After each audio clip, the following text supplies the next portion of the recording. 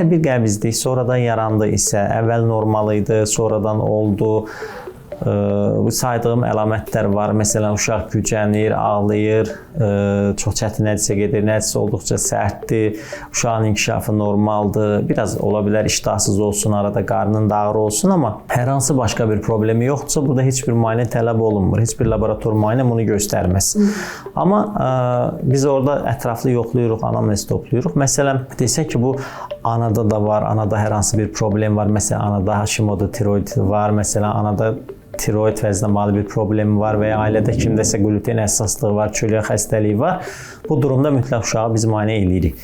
Bir də çox dirəncli qəbizliklərdə müayinə edirik və ya bir də qırmızı bayraq dediyimiz alarm əlamətləri gördüyümüz uşaqlar. Kimlərdir? Bu anal bölgədə və ya müayinə eləyərkən uşağın belində bir tük yumağı var və belində bir fistül, bir dəliyi var. Anal bölgədə bir skin tag dediyimiz dəri çıxıntısı var. Nəcis çox zaman qanlı gəlir, adekvat olmayan bir qan var. Yəni olduqca çox qanıyır, hətta normal olanda belə bəzən qanıyır və ya uşaq aşırı kilo alma azaldı, uşaq aşırı anemiyası, qansızlığı oldu. Bu durumlarda təbii ki, müxtəlif müayinə üsullarından istifadə edirik.